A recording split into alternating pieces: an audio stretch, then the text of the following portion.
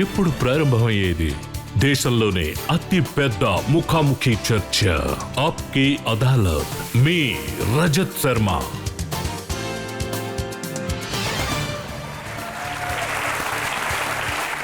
నమస్కారం. ఆప్కి అదాలత్కి మీ అందరికీ స్వాగతం. మన ఢిల్లీ రాజధానిలో ఎన్నికల హడావుడి మీకు తెలుస్తుంది. వాతావరణం కొంచెం దారుణంగా ఉంది. అయినా సరే ఈ ఎన్నికలు ఊపందుకుంది. ఇవాళ ఆప్కి అదాలత్లో నా అతిథి ఈయన దగ్గర ఎన్నికల గురించి చాలా ప్రశ్నలు అడగబోతున్నాను. అలాగే ఆయన మీద చాలా ఆరోపణలు కూడా ఉన్నాయి. అలాగే ఆయన చేసిన పనులకి లెక్కలు చెప్పాలి. ప్లీజ్ వెల్కమ్ ఢిల్లీ ముఖ్యమంత్రి అరవింద్ కేజ్రీవాల్.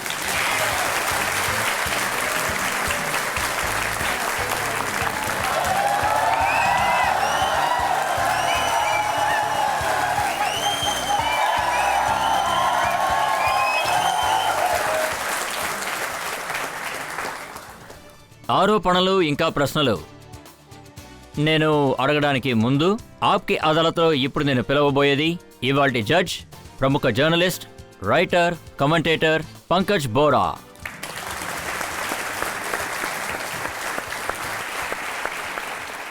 ఇవాల్టి కేసుని మనం మొదలు పెట్టడానికి ముందు ఇవాల్టి జడ్జ్ అయిన పంకజ్ బోరా గారిని అనుమతి కోరుదాం. ఇవాల్టి ప్రస్తావన ప్రారంభిద్దాం.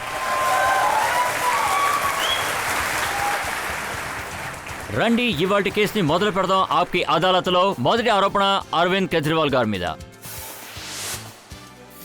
ఆప్కి అదాలత్లో ఢిల్లీ ముఖ్యమంత్రి అయిన అరవింద్ కేజ్రీవాల్ గారి మీదున్న ఆరోపణ, ఈయన ఇచ్చిన మాటని అస్సలు నిలబెట్టుకోలేదు. అరవింద్ గారు, అమిత్ షా గారు ప్రతిరోజు ప్రజలకి ఏం చెప్తున్నారంటే అరవింద్ కేజ్రీవాల్ గారు చేసే పనులని కేవలం అడ్వర్టైజ్మెంట్లోనే తెలుస్తున్నాయన్నారు. నిజంగానే ఏమీ చేయలేదు. 70 వాగ్దానాల్లో ఒకటి కూడా చేయలేదన్నారు. లేదు, నేను అన్ని వాగ్దానాలు నెరవేర్చాను. స్కూల్స్ని బాగు చేస్తానని చెప్పాను, వాటిని బాగు చేశాను. హాస్పిటల్స్ని బాగు చేస్తానని చెప్పాను, వాటిని బాగు చేశాను. నేను ఈబీ బిల్ని సగానికి తగ్గిస్తానని చెప్పాను, ఇప్పుడు ఉచితంగానే ఇస్తున్నాను. నీళ్లు 20 లీటర్లు ఫ్రీగా ఇస్తానని చెప్పాను, అది కూడా ఇస్తున్నాను. ఆ తర్వాత రోడ్లు, కాలువలు, ఇలా ఎన్ని వాగ్దానాలు ఇచ్చానో దాదాపుగా అన్నిటినీ నెరవేర్చాను. చూడండి, ఇది 2015 మేనిఫెస్ట్ మీరిచ్చింది కూడా నా దగ్గర ఉంది. ఇందులో ఏం రాశారంటే 500 కొత్త స్కూల్స్ కట్టబడతాయని చెప్పారు. సో అమిత్ షా గారు ఏమడుగుతున్నారంటే ఆ కొత్త స్కూల్స్ ఎక్కడున్నాయి, అడ్రస్ ఇవ్వండి అని అంటున్నారు. నేను అమిత్ షాని మీ ప్రోగ్రాం ద్వారా ఆహ్వానించాలనుకుంటున్నాను. ఆయన నాతో రానివ్వండి. నేను ఇంతకు ముందే చెప్పాను, మీరు నాతో వస్తే నేను స్కూల్ చూపిస్తాను అని.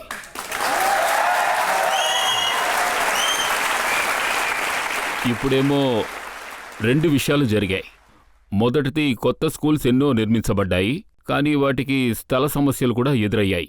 అందువల్ల ఎగ్జిస్టింగ్ స్కూల్స్లో ఖాళీ ప్రదేశాలు ఎక్కువగా ఉన్నాయి.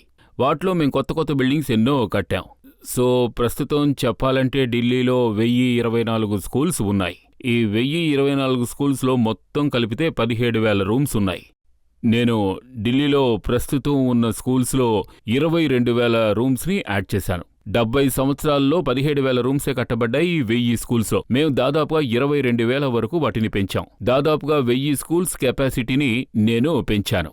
అందుకు తగ్గట్టుగా పిల్లలు వాటిల్లో చేరి చదువుకోవచ్చు. నేను కొత్త స్కూల్స్ నిర్మించాను, అలాగే ఎగ్జిస్టింగ్ స్కూల్స్లో కెపాసిటీని కూడా పెంచడం జరిగింది. కాంగ్రెస్కి చెందిన సుభాష్ చోప్రా గారు ఏమన్నారంటే 15 ఏళ్లు షీలా మేడం గారు సీఎంగా ఉన్నారు, ఆవిడ స్కూల్ కట్టారు, ఆవిడ కట్టిన స్కూల్స్కి సున్నం కట్టి మీ ఖాతాలో వేసుకున్నారన్నారు. అటువంటిదే లేదు. 17,000 పాత ఉన్నాయి. నేను మీకు డేటా ఇస్తాను. గత 5 ఏళ్లలో 22,000 నిర్మించబడ్డాయి. సో ఇప్పుడు టోటల్ 17, 22. కానీ మీరు కొత్తగా కట్టినట్టుగా అమిత్ షా గారు అప్లోడ్ చేశారు కదా సోషల్ మీడియాలో. అవును, ఆయన చాలా పెద్ద తప్పు చేశారు.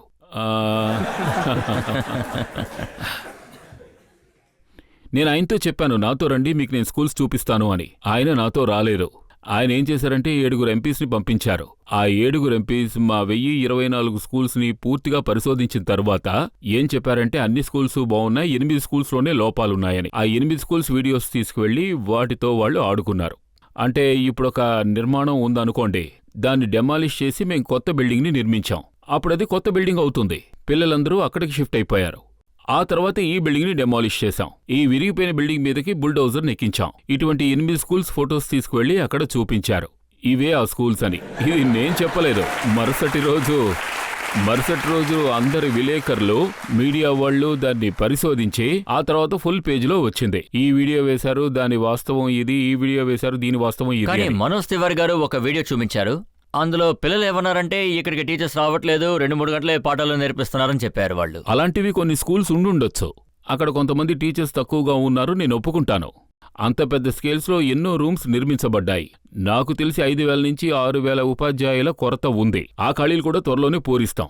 ఇంకొక ఆరోపణ ఏంటంటే ఢిల్లీలో మీరు 1000 స్కూల్ బస్సులు వస్తాయని చెప్పారు. వాళ్ళేమంటారంటే బస్సులో అవును బస్సులో కొత్త బస్సులు రావడం చూస్తున్నామంటే సంగతి పక్కన పెట్టండి, 1000 బస్సులు పైగా తగ్గాయే. అదేం కాదు, 5,000 బస్సులు వస్తాయని చెప్పాను. బస్సులో కొంచెం ప్రాబ్లం వచ్చింది. 3 ఏళ్ల క్రితం మేము బస్సెస్ని ప్రొక్యూర్ చేయబోతున్నప్పుడు ఎవరో ఒకరు ఢిల్లీ హైకోర్టుకు వెళ్లి మా వర్క్ ఆర్డర్ మీద స్టే తెచ్చుకున్నారు. ఆ తర్వాత స్టేని సుప్రీంకోర్టులో వెకేట్ చేయించడానికి 2.5 ఏళ్లు పట్టింది. ఇప్పుడు బస్సులు రావడం మొదలైంది. 4,000 కొత్త బస్సుల కోసం ఆర్డర్స్ ఇచ్చేశాం. మీరు రోజు పేపర్స్లో చదివే ఉంటారు, 100 నుంచి 150 బస్సుల వరకు వస్తూనే ఉన్నాయి. ఎలక్షన్స్ రావడం వల్ల బస్సులు కూడా వస్తాయా లేదా? అదేం కాదు, ఇదొక కోఇన్సిడెన్స్. వచ్చే 3-4 నెలల్లోగా 3,000 బస్సులు వచ్చేస్తాయి. మీరు చేసిన ఇంకొక వాగ్దానం, దాని గురించి జేపీ నడ్డా, బీజేపీ పార్టీలో ఇప్పుడైన కొత్త నాయకుడు, ఆయన ఏమన్నారంటే ఢిల్లీలో 20,000 బెడ్లు హాస్పిటల్స్కి ఇస్తామని మీరు వాగ్దానం చేశారు. కానీ 5 ఏళ్లలో 200 బెడ్లు తగ్గిపోయాయని చెప్తున్నారు. లేదు, ఆయన తప్పుగా చెప్తున్నారు. యాక్చువల్గా అదేమిటంటే వాళ్ళు ఏ విషయంలోనైనా తప్పుగా చెప్తారు. వాళ్ళిచ్చే డేటాని మీరు నమ్మకండి. నేను చెప్పేది ఏమిటంటే నేనేమనుకుంటానంటే వాళ్ళు లెక్క పెట్టుకుని మరీ ఉంచుంటారు. లెక్క పెట్టడం కాదు, వాళ్ళు అబద్ధం చెప్తున్నారు.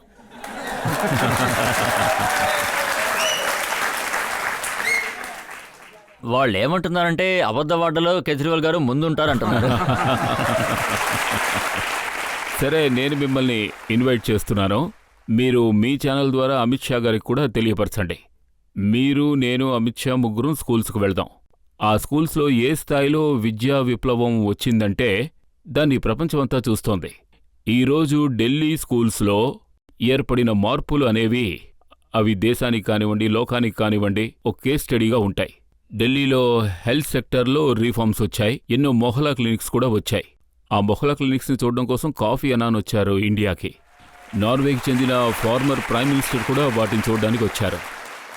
యుఎన్ వాళ్ళు ఏం చెప్పారంటే ఈ మొహల్లా క్లినిక్ మోడల్ చాలా అద్భుతంగా ఉంది అని లోకం అంతా ప్రశంసిస్తోంది. మొత్తం 2,000 కోట్ల మంది ప్రజలకు అందులో ట్రీట్మెంట్ ఇవ్వబడుతోంది. అంటే 2,000 కోట్ల పేషెంట్స్. ఇప్పటి వరకు 5 కోట్ల మంది ట్రీట్మెంట్ తీసుకున్నారు అక్కడ.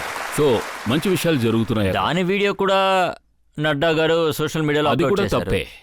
ఆయన కూడా చిలిపితనం మొహల్లా చేశారు. క్లినిక్ చాలా అన్హైజీనిక్ గా ఉంది, దాని దగ్గరికి వెళ్ళి యూరినేట్ చేస్తున్నారు, కంపు కొడుతుందని అన్నారు ఆయన. ఆయన ఏం చేశారంటే 1-2 సంవత్సరాల క్రితం మొహల్లా క్లినిక్ నిర్మించబడి సిద్ధంగా ఉంది. కానీ డాక్టర్స్ ని అపాయింట్ చేయలేదు. వాళ్ళని అపాయింట్ చేయడానికి 6-7 మంత్స్ పట్టింది. అంతవరకు అది ఖాళీగానే ఉంది.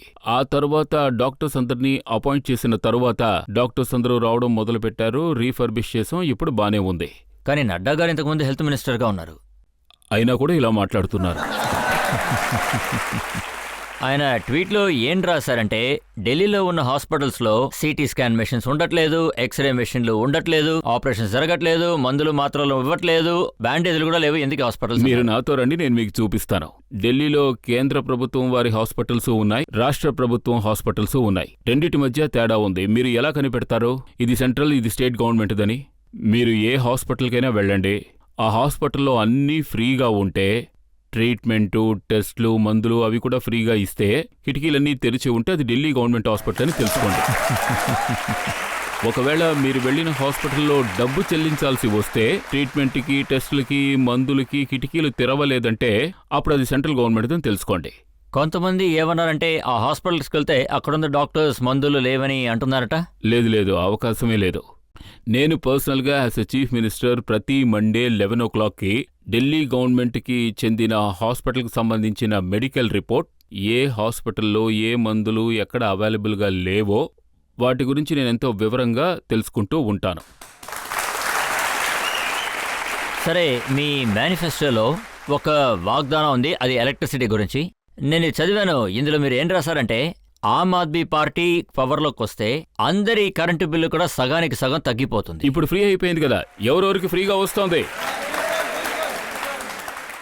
ఈబీ ఫ్రీ అయిపోయింది. అందరికా? కాదు, 200 యూనిట్లు ఫ్రీగా ఇస్తున్నాం. ఆ. ఈ రోజు ఢిల్లీలో ఇంచుమించుగా 72% మంది ప్రజలకి ఈబీ బిల్ ఫ్రీగా వస్తుంది. అంటే మనోజ్ తివారీ గారు వచ్చినప్పుడు ఈ బిల్ ఇచ్చెళ్ళారు.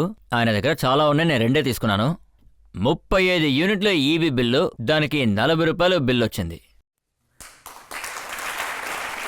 ఇది డూప్లికేట్ అయ్యే అవకాశం లేదు, ఎందుకంటే వెనకాల మీ ఫోటో కూడా ఉంది. రెండో దాంట్లో వెనకాల మీ ఫోటో అతికించారు. అవునా? ఇందులో ఖచ్చితంగా ఏదో ఒక లోపం ఉండుంటుంది. అదర్వైజ్ ఇక్కడున్న వాళ్ళందరూ అందుకు సాక్షులుగా ఉంటారు. 0 బిల్ రావడానికి ప్రజలే సాక్ష్యం. దీన్ని నేను చెక్ చేస్తాను. మీరు ఫోటో కాపీ ఇస్తే దీన్ని నేను చెక్ చేసి చూస్తాను. ఇలాంటి బిల్స్ చాలా ఉన్నాయి. ఆయన ఇన్ని బిల్స్ తీసుకొచ్చారు, అందులోంచి 2 మాత్రమే నేను తీసుకున్నాను. లేదంటే ఇది ఒక సిరీస్లో ఏదైనా అబ్రివేషన్ జరుగుండొచ్చు. నేను ఇది మీకు పంపిస్తాను. ఇప్పుడు మనం నీళ్ల విషయానికి వద్దాం. మీరు అందరికీ ఉచితంగా నీళ్లు వస్తాయన్నారు, కానీ అది అందరికీ దొరకలేదు. 20,000 లీటర్ల వరకు వాటర్ ఫ్రీ. ఇప్పుడు ఆ నీళ్ల గురించి అమిత్ షా గారు ఏమన్నారో తెలుసా మీకు? ఏంటి? 31 నగరాల్లో నీళ్ల శాంపిల్స్ తీసుకున్నారు, అందులో చాలా మురిగ్గా ఉన్న నీళ్లు ఢిల్లీ నీళ్లే అని చెప్పారు. ఇది నేను టేక్ ఓవర్ చేసేటప్పటికీ ఢిల్లీలో వాటర్ సెక్టర్ పరిస్థితి చాలా దారుణంగా ఉంది. 70 సంవత్సరాల్లో వాళ్ళు సముద్ర దళాన్ని మార్చేశారు. ఎక్కడెక్కడ కుళ్ళు నీళ్లు వస్తున్నాయో ఆ లిస్ట్ రెడీ చేయమని మేం చెప్పాం. 2300 భాగాలొచ్చాయి, 2300. అక్కడ కుళ్ళు నీళ్లు వస్తున్నాయి. కొన్ని చోట్ల సీవర్తో మిక్స్ అవుతున్నాయి, కొన్ని చోట్ల వాటర్ పైపులు లీక్ అవుతున్నాయి, కొన్ని చోట్లేమో లో ప్రెషర్. మేము 2300 కంటే అన్నిటినీ కూడా బాగు చేశాం. పైప్ లైన్స్ కూడా బాగు చేశాం. ఇప్పుడు కేవలం 100 మాత్రమే మిగిలున్నాయి. అక్కడే కాస్త మురికి నీళ్లు వస్తున్నాయి. వాటిని కూడా కొద్దిగా సరిచేసుకుంటూ వస్తున్నాం. వాటి స్టేటస్ కూడా నా దగ్గరుంది. ఈ 1-1.5 సంవత్సరంలోగా అవన్నీ కూడా సరిచేయబడతాయి. ఆ తర్వాత ఢిల్లీ అంతా స్వచ్ఛమైన నీరే లభిస్తుంది. వాళ్ళేం చేశారంటే మొత్తం ఢిల్లీలో వాళ్ళు కేవలం 11 శాంపిల్సే తీసుకున్నారు. ఆ 11 శాంపిల్స్ని ఎక్కడెక్కడ మురికి నీరు వస్తోందో అక్కడికి వెళ్ళి తీసుకుంటే అప్పుడు ఇలాగే అవుతుంది. స్కార్ క్రియేట్ చేస్తున్నారు. మీ మేనిఫెస్టోలో మీరది వాగ్దానం చేశారు. 5 సంవత్సరాల్లో అందరికీ 24 గంటలు నీళ్లు రాకపోతే ఒక్కొక్కళ్ళ ఇంట్లో కొళాయిలో 2 గంటల సేపు నీళ్లు వస్తాయి, అది కూడా స్వచ్ఛమైన నీళ్లు. 2 గంటల సేపు వస్తున్నాయి. స్వచ్ఛమైన నీరు అంటే 2300 వరకు అలా ఉండేది, ఇప్పుడు 100 వరకు అలా ఉంది. వాటిని కూడా ఓ సంవత్సరంన్నరలో బాగు చేస్తాం. వాళ్లే నాశనం చేశారని మీరు చెప్తున్నారు. నేను అమిత్ షా గారి స్పీచ్ విన్నాను, ఆయన నాశనం అయిపోయిన దాని గురించి చెప్పారు. ఆయన ఏమన్నారంటే ఢిల్లీ జల్ బోర్డులో ఇంతకుముందు 22 కోట్ల నష్టం జరిగిందని చెప్పారు, కానీ అరవింద్ కేజ్రీవాల్ గారు చైర్మన్ అయిన తర్వాత 800 కోట్ల నష్టం అని ఈ చెప్పారు. ఫిగర్లన్నీ ఎలా పడుతున్నారో తెలియడం లేదు. వాళ్ళు చెప్పే ఫిగర్స్ అన్నీ ఆ దేవుడికే తెలియాలి. వాళ్ళు చెప్పేవన్నీ మీరు నమ్మకండి. బీజేపీ అనేది ఒక అబద్ధాల ఫ్యాక్టరీ. మీరు ఢిల్లీ మొత్తానికి 10 నుంచి 15 లక్షల సీసీటీవీ కెమెరాలు ఫిక్స్ చేస్తానని చెప్పారా లేదా చెప్పండి. నేను మొత్తం ఢిల్లీలో సీసీటీవీ కెమెరాస్ ఫిక్స్ చేస్తానని చెప్పాను. సీసీటీవీస్ ఫిక్స్ చేయడం మొదలు పెట్టారు. 1.5 లక్ష కెమెరాలు ఫిక్స్ చేశారు. ఇంకో 1.5 లక్ష ఫిక్స్ చేస్తున్నారు. టోటల్ 3 లక్షల ఆర్డర్ ఫినిష్ అయిపోయాయి. కానీ నేను నెంబర్స్ లెక్కను బట్టి వెళ్ళలేదు. ఢిల్లీలో ప్రతి మూల సీసీటీవీ కెమెరాని ఫిక్స్ చేయడానికి 30 లక్షల కెమెరాలు అవసరమైనా నేను ఫిక్స్ చేస్తాను. కానీ ప్రతి చోట కెమెరాలు మాత్రం ఉండి తీరాలి. అలాగే ఇంకొక మంచి విషయం ఏమిటంటే ఎక్కడెక్కడ సీసీటీవీ కెమెరాస్ ఫిక్స్ చేయబడ్డాయో అక్కడ క్రైమ్ రేట్స్ ఎంతగానో తగ్గాయి. అలాగే ఇంకా నేను ఎన్నో విషయాలు కూడా విన్నాను. నియోజకవర్గంలో కొంతమంది చెప్తుంటే విన్నాను, వాళ్ల ఏరియాలో కుర్రాళ్లు తాగి ఎంతో గొడవ పడుతూ ఉండేవారట. అవన్నీ సీసీటీవీస్ ఫిక్స్ చేసిన తర్వాత తగ్గిపోయాయి. పేక అడ్డం ఆగిపోయింది. ఈ విధంగా ఎన్నో ఇన్సిడెంట్స్ గురించి చెప్పొచ్చు. కానీ ఇవాళ నేను బీజేపీ లీడర్ స్పీచ్ విన్నాను. వాళ్ళేమంటున్నారంటే 1,50,000 కెమెరాల గురించి మీరు చెప్తున్నారు కదా, అందులో 1,25,000 మోడీ గారు పెట్టిన వేటక. అంటే వీళ్ళింతకీ చెప్పేదేమిటంటే ఏ విషయానికైనా వాళ్ళు క్రెడిట్ తీసుకుపోతారు. నేను మీకు ఎగ్జాంపుల్కి ఓ విషయం చెప్తాను. కొద్ది రోజుల క్రితం ఏమైందంటే అమిత్ షా లాజ్పత్ నగరానికి వచ్చారు. లాజ్పత్ నగర్ స్టేజ్ మీదకి ఎక్కి చెప్పారు, కేజ్రీవాల్ చెప్పారు నేను ఢిల్లీలో సీసీటీవీ కెమెరాస్ని ఫిక్స్ చేస్తాను, మీరు చెప్పినట్టు 15 లక్షల కెమెరాస్ ఫిక్స్ చేస్తాను, నేను టార్చ్ వేసుకుని వెతికాను, ఒక కెమెరా కూడా కనిపించలేదు అన్నారు. కానీ 1,50,000 కెమెరాస్ ఫిక్స్ చేశాం. మీ ఇంటి పక్కన కెమెరాస్ ఫిక్స్ అయ్యాయా? విన్నర్గా సీసీటీవీ కెమెరాస్ ఫిక్స్ అయ్యాయి. 1.5 లక్ష ఫిక్స్ అయ్యాయి. చోటలో ఫిక్స్ చేశారు, కొన్ని చోట్ల చేయలేదు. 1.5 లక్ష ఫిక్స్ చేశారు. బై ఛాన్స్ వచ్చి చూశారంటే ఒక నిమిషం. బై ఛాన్స్ చూసుకుంటే ఆయన ఏ స్టేజ్ మీద నుంచి మాట్లాడారో దాని మీదే 3 కెమెరాస్ ఫిక్స్ అయ్యున్నాయి. అక్కడున్న ఆర్డబ్ల్యూకి కోపం వచ్చి సీసీటీవీ కెమెరాల నుంచి రికార్డ్ చేసి ఆ మర్నాడే దాన్ని అమిత్ షా గారికి పంపించారు. ఏ స్టేజ్ మీద నుంచి మాట్లాడారో దాని పక్కనే కెమెరాస్ ఉన్నాయి కానీ అని. దాని గురించి అన్నారు, మోడీ గారు ఇచ్చిన డబ్బులతో అది చేశారు అంటున్నారు. లేదు, మోదీజీ ఇంతవరకు సీసీటీవీ కెమెరాస్ ఒక్క పైసా కూడా ఇవ్వలేదు. మేము అడుగుతూనే ఉన్నాం. మేము ఢిల్లీలో సీసీటీవీ కెమెరాస్ ఫిక్స్ చేయాలి, నిర్భయ ఫండ్ నుంచి ఇవ్వండి అని. అయినా కూడా ఆయన ఇవ్వలేదు. మేము బస్సెస్లో కెమెరాస్ ఫిక్స్ చేయాలి, నిర్భయ ఫండ్లోంచి ఇవ్వండి అని అడిగాం, అయినా కూడా ఇవ్వలేదు. ఒక్క రూపాయి కూడా ఆయన ఇవ్వలేదు, ఒక్క కెమెరా కూడా ఆయన ఫిక్స్ చేయలేదు. కానీ ఇప్పటికీ కాలం ఏం మించిపోలేదు. 3 లక్షలు మేము ఫిక్స్ చేసాం, 3 లక్షలు ఆయన ఫిక్స్ చేయమనండి. అంతా కలిసికట్టుగా పనిచేయాలి. ఢిల్లీ మాకు సొంతమే, ఆయనకి సొంతమే. ఢిల్లీ ప్రతి ఒక్కరిది. ఢిల్లీని బాగు చేయడం అది అనేది కాదు, సీసీటీవీ కెమెరాలు ఎన్ని వేయాలనుకున్నారో అది వేయడం కుదరలేదా మీ వల్ల? అబ్బే అది కాదు. మొత్తం ఢిల్లీలో ఎంత అవసరం అవుతోందో 3 లక్షలు అయిపోయాక ఇంకా ఏ భాగాలకు అవసరమో మేము వెళ్లి చూస్తాం. అక్కడ కూడా అవసరం అయితే ఫిక్స్ ఈ చేస్తాం. 10 లక్షలు 15 లక్షల ఫిగర్ ఎక్కడి నుంచి ఆ వచ్చింది? మాట ఎవరన్నారో ఈ రోజు వరకు నాకు తెలియదు. వెళ్ళి వాళ్ళనే అడగండి. వాళ్ళనే వచ్చేసారి ఈ ప్రోగ్రాంకి రమ్మనమనండి. వాళ్ళు ఇంకొక విషయం కూడా అడిగారు. వైఫై వాగ్దానం చేశారు. నేను కూడా లాస్ట్ ఎలక్షన్ అప్పుడు ఈ వాగ్దానం విన్నాను. ఢిల్లీ మొత్తం వైఫై ఫ్రీగా ఇస్తానన్నారు. ఆ పని మొదలు పెట్టేశాం. చాలా లేటుగా మొదలు అవును, పెట్టారు. కొంచెం లేట్ అయింది. ఇన్ని పనులను ఒక్కొక్కటి పూర్తి చేయాలంటే కనీసం 5 ఏళ్లు పడుతుంది కదా. ఆ పనులు కూడా మొదలు పెట్టేశాం. అండ్ త్వరలోనే అవి కూడా పూర్తయిపోతాయి. ఎన్నో ఏరియాస్లో వైఫైస్ ఉన్నాయి. ఒక విషయం అసలు ఎలక్షన్ ఇష్యూ అవ్వలేదు, కానీ ఢిల్లీ ప్రజల్ని అది బాగా హర్ట్ చేసింది. ఢిల్లీ పొల్యూషన్, ఢిల్లీ గాలి. ఢిల్లీ గాలిలో విషం ఉంది. కానీ ప్రజలు భయపడేది దేనికంటే 5 సంవత్సరాలుగా మీరే పవర్లో అన్నారు, కానీ దాని గురించి పట్టించుకోలేదు. చేశాను. నేను మీకు కొన్ని డేటాస్ ఇస్తాను. మేము అధికారంలోకి వచ్చినప్పుడు అప్పటినుంచే 2015 నుంచే 2019 వరకు ఢిల్లీలో పొల్యూషన్ 25% తగ్గింది. దాంతో మేము సాటిస్ఫై అవ్వలేదు. ఇంకో మంచి విషయం ఏమిటంటే ఇక్కడ పొల్యూషన్ ఏమీ పెరగలేదు. పెరగడానికి బదులు కాస్త తగ్గింది. ఎందుకు తగ్గింది? అందుకు 3-4 కారణాలున్నాయి. మొదటి కారణం, ఇంతకుముందు ఢిల్లీలో ఎక్కువగా కరెంటు వాడేవారు. పవర్ కట్ కూడా ఎక్కువగా ఉండేది. అంటే హోండా జనరేటర్ రెడ్ కలర్లో ఉంటుంది, మీరు ఎక్కువ చోట్ల చూసే అన్ని ఉంటారు. చోట్ల ఉన్నాయి.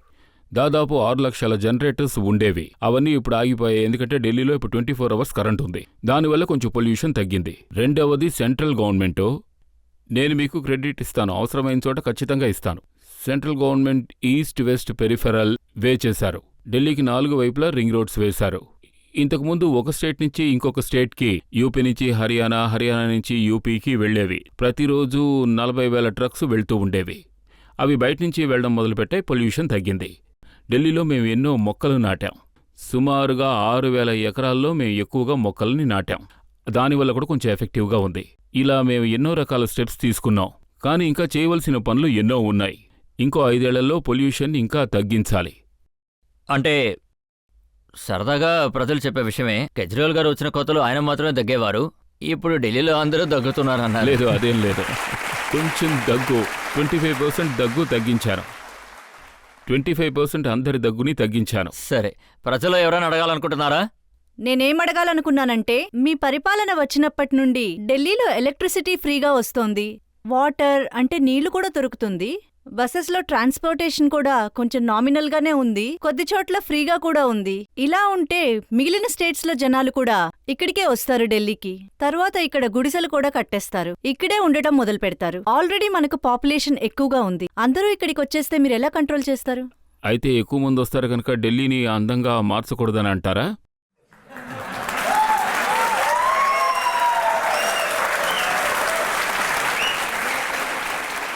ఢిల్లీ సహృదయం కలిగిన మంచి మనుషులకి సొంతమైంది. అంతేకాదు దేశంలోని ప్రజలందరినీ ఆహ్వానిస్తున్నాం. ఢిల్లీ ఒక మినీ ఇండియా. ఇప్పుడు మనం ఒక బ్రేక్ తీసుకుందాం. బ్రేక్ తర్వాత అరవింద్ కేజ్రీవాల్ గారు మన అడిగే ప్రశ్నకి ఏం సమాధానం చెప్తారో మనమందరం విందాం. ఒక లెటర్ మనోజ్ తివారీ గారు ప్రజలకి రాశారు. ఇందులో ఏముందంటే 40,000 ఇళ్లు కట్టడం పని ప్రారంభమైందని రాశారు. ఇదే విధంగా 2022లో 2 లక్షల ఇళ్లు రెడీ అయిపోతాయి అన్నారు. ఆయన ఎక్కడ ప్రారంభించారో చూపిస్తారా? మనోజ్ తివారీ నన్ను తీసుకువెళ్తారా? ఇల్లు ఎక్కడ కడుతున్నారో చూపించాలి.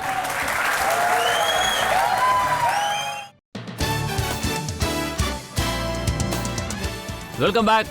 ఆప్కి అదాలత్లో ఇవాల్టి మన అతిథి ఢిల్లీ ముఖ్యమంత్రి అరవింద్ కేజ్రీవాల్. ఆప్కి అదాలత్లో తర్వాత ఆరోపణ. ఆప్కి అదాలత్లో ఢిల్లీ ముఖ్యమంత్రి అయిన అరవింద్ కేజ్రీవాల్ గారి మీదున్న ఆరోపణ ఇదే.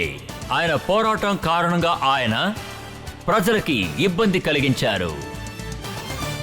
కేజ్రీవాల్ గారు బీజేపీలో ఉన్న వాళ్ళందరూ చెప్తున్నారు, 4-4.5 సంవత్సరాల వరకు మీరు సెంట్రల్ గవర్నమెంట్తో తలబడుతూనే ఉన్నారు. దానివల్ల ఢిల్లీ ప్రజలకి నష్టం జరిగింది. ఇప్పుడు వాళ్ళు ఏమంటున్నారంటే కష్టపడి 5 ఏళ్ళు అయిపోయింది కదా, దయచేసి వెళ్ళిపోమంటారు.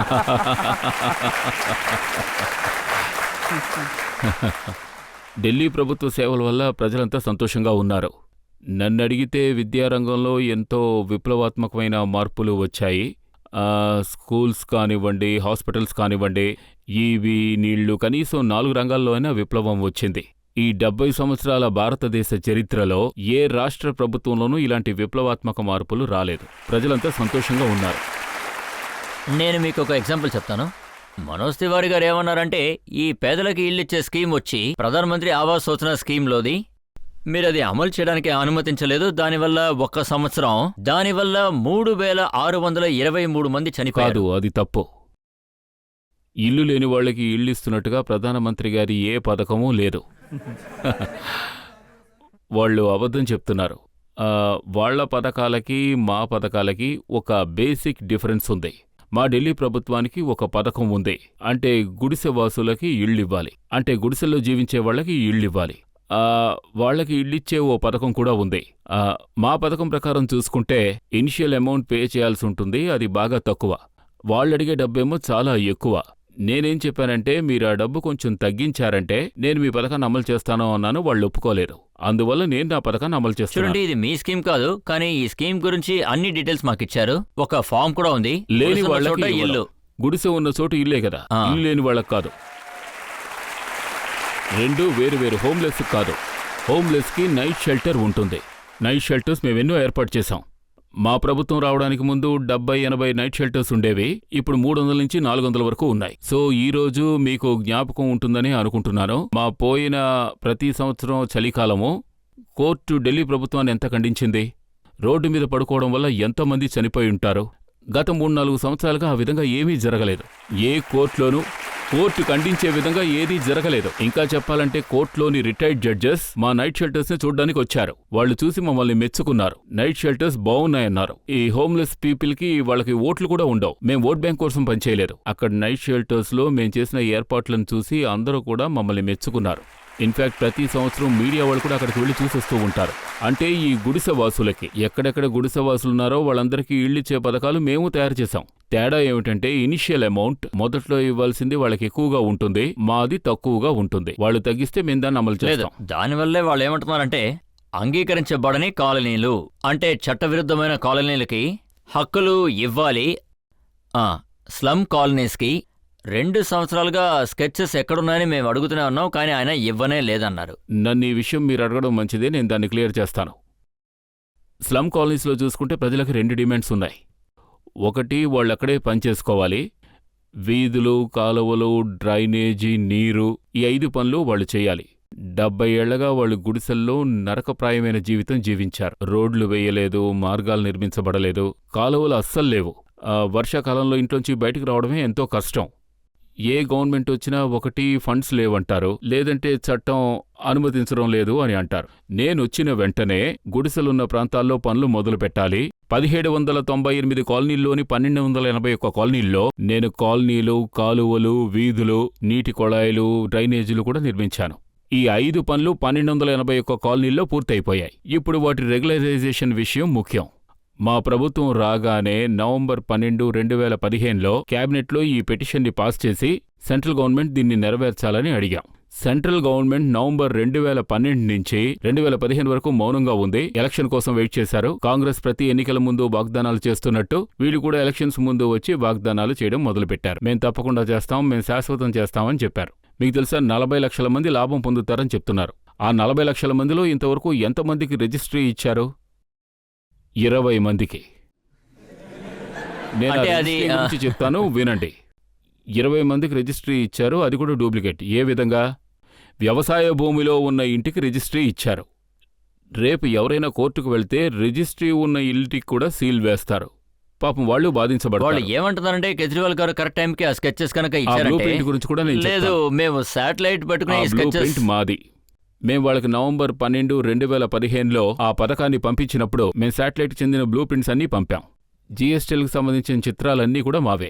ఆ శాటిలైట్ చెందిన చిత్రాల్ని అంగీకరించమని చెప్పి మాకు ఫిజికల్గా కొలతలు కొలిచి ఇవ్వండి అని చెప్తున్నారు. ఫిజికల్గా కొలతలు కొలిచి పంపమంటున్నారు. 1795 కాలనీస్ని ఫిజికల్గా కొలవాలంటే కొంచెం టైం పడుతుంది.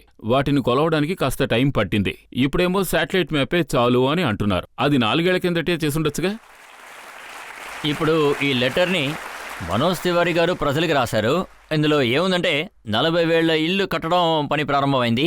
ఇదే విధంగా 2022లో 2 లక్షల ఇల్లు రెడీ అయిపోతాయి. గుడుసున్న చోట ఇల్లు వస్తుంది, అక్కడ గ్యాస్ కూడా ఉంటుంది, ఈబీ ఉంటుంది, నీళ్లు ఉంటాయి. ఆయన ఎక్కడ మొదలుపెట్టారో చూపిస్తారా? ఒక్క ఇల్లు కూడా కట్టలేదు, ఒక్క ఇల్లు కూడా. అన్నీ అబద్ధాలే. మనోజ్ తివారీని నన్ను తీసుకువెళ్ళమనండి, ఎక్కడ ఇల్లు కడుతున్నారో చూపించమనండి.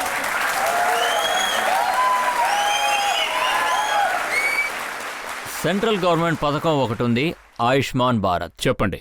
మీరు ఢిల్లీలో ఉన్న 1.5 కోటి ప్రజలకి ఆయుష్మాన్ భారత్ పథకం వాడుకునే అనుమతి ఇవ్వలేదంటున్నారు. ఈరోజు మీ ఛానల్లోనే ఓ నిర్ణయానికి వద్దాం. ఆయుష్మాన్ భారత్ పథకాన్ని ఉపయోగిద్దామా వద్దా అని.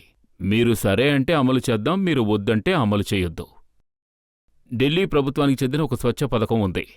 ఆ పథకం కింద ఢిల్లీ ప్రజలందరూ గొప్పవాళ్లైనా సరే, పేదవారైనా సరే, ఢిల్లీ ప్రభుత్వానికి చెందిన అన్ని ఆసుపత్రుల్లోనూ, అన్ని మొహల్లా క్లినిక్స్లోనూ, అన్ని పాలీక్లినిక్స్లోనూ అన్ని ట్రీట్మెంట్స్ వారికి ఉచితం.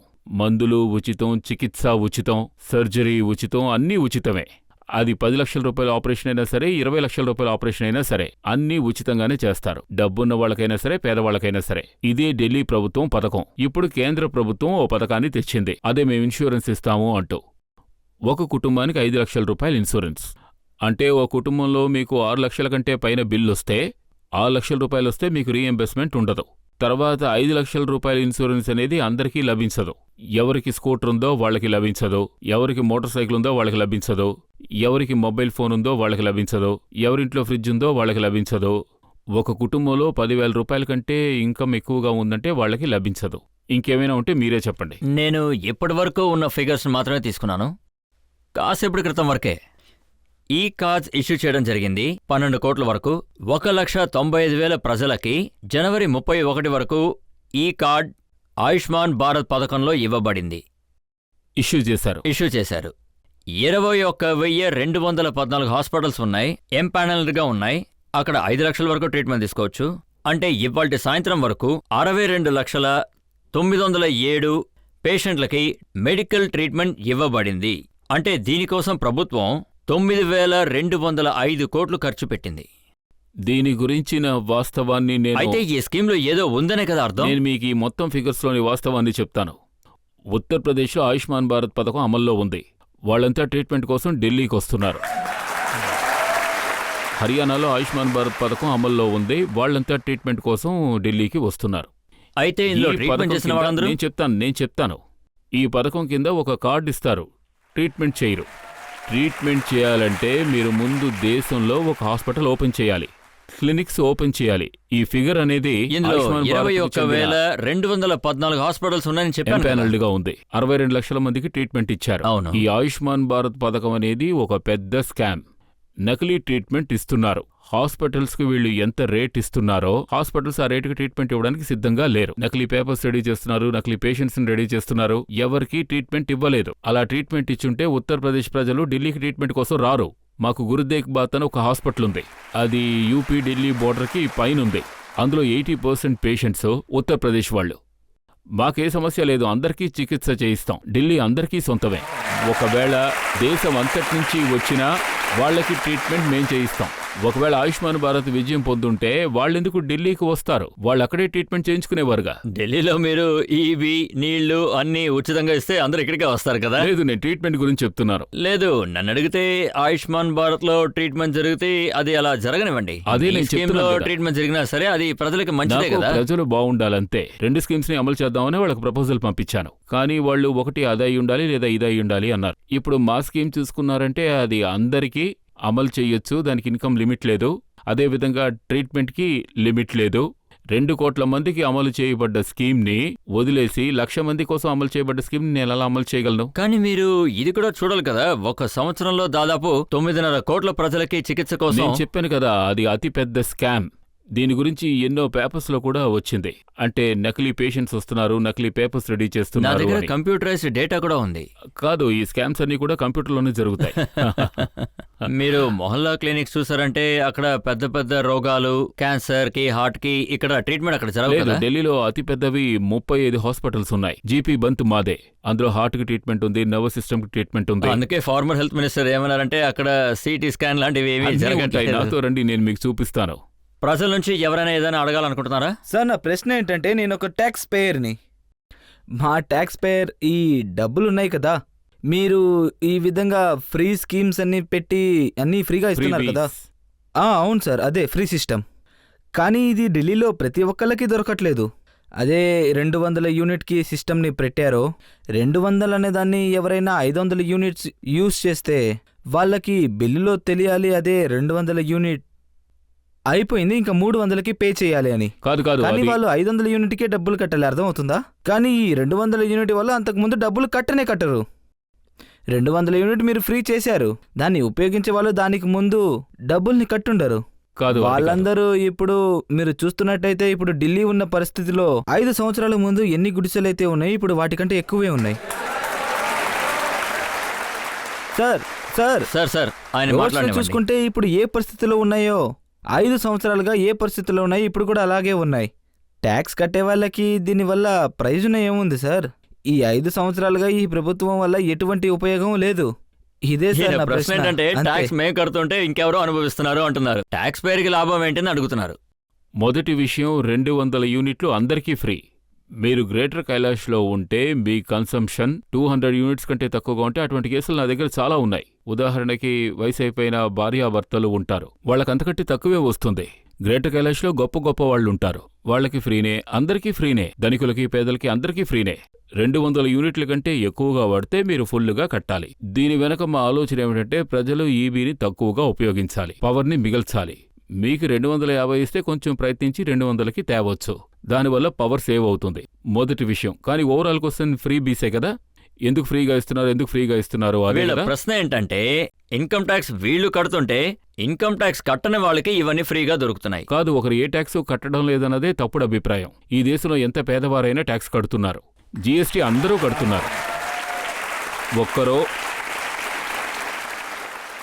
ఒక్క పేదవాడు సంతలో అగ్గి పెట్టుకొన్నా, పెన్సిల్ కొన్నా, ఏం కొన్నా, ఒక బ్రెడ్ కొన్నా, లేకపోతే కాయగూరలు కొన్నా కూడా జీఎస్టీ కడుతున్నారు. జీఎస్టీ అన్ని వస్తువుల మీద ఉంది. ట్యాక్స్ అందరూ కడుతున్నారు. అదేంటంటే ఇన్కమ్ ట్యాక్స్. అంటే ఇన్కమ్ ట్యాక్స్ అనేది ఇన్కమ్ ట్యాక్స్ లో మీరు ఎక్స్పర్టేగా. 1% కడుతున్నారు.